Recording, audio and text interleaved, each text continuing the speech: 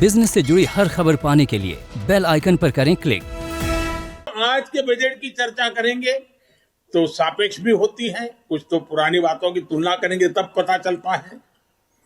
बीते 7 वर्षों में जो निर्णय लिए गए, जो नीतियां बनी, पहले की जिन नीतियों में गलतियों को सुधारा गया, उस वजह से आज भारत की अर्थव्यवस्था का निरंतर विस्तार हो रहा है। 7-8 साल पहले भारत की जीडीपी 1,10,000 करोड़ रुपए की थी। आज भारत की अर्थव्यवस्था 2,30,000 करोड़ के आसपास की है। वर्ष 2013-14 में भारत का एक्सपोर्ट 2,85,000 करोड़ रुपए होता था। आज भारत का एक्सपोर्ट 4,70,000 करोड़ रुपए के आसपास पहुंचा है। 7 साल पहले करीब $275 बिलियन का विदेशी मुद्रा रिजर्व हमारे देश के पास था। आज देश का विदेशी मुद्रा रिजर्व $630 बिलियन को पार कर गया है।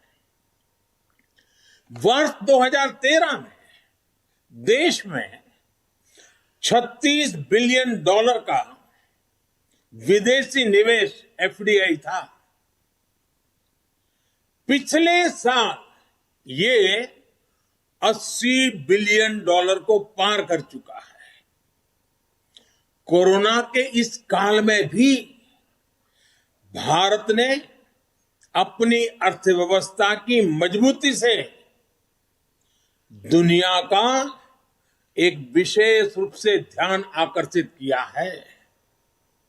आज भारत दुनिया के उन देशों में है जहां के इकोनॉमिक इंडिकेटर्स में बहुत तेजी से सुधार आ रहा है और फंडामेंटल्स मजबूत है।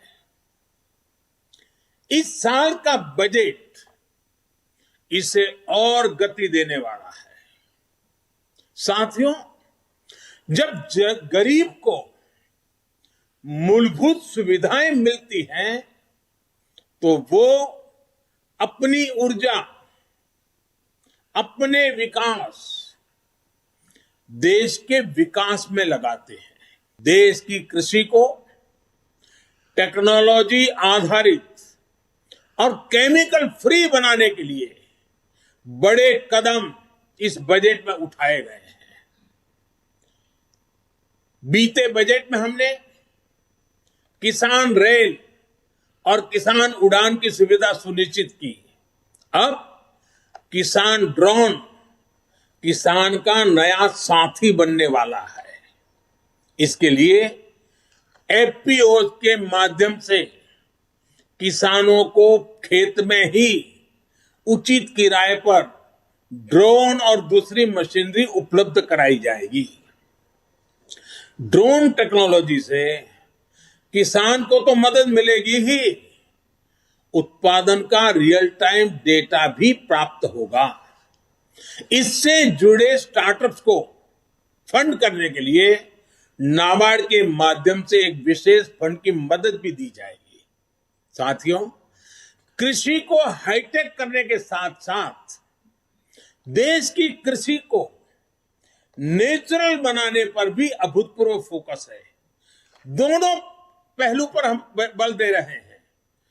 आधुनिक हो, टेक्नोलॉजी हो, खर्च में बचत हो, साथ साथ बैक टू बेसिक, हमारी ये धरती माता बर्बाद न हो, हमारी धरती माता की उपजाऊ शक्ति खत्म न हो, और इसलिए केमिकल मुक्त खेती, प्राकृतिक खेती, साथियों, इसके कारण किसानों की जो खेत में इन्वेस्टमेंट खर्च होता है, लागत घटाने में बहुत बड़ी मदद मिलेगी।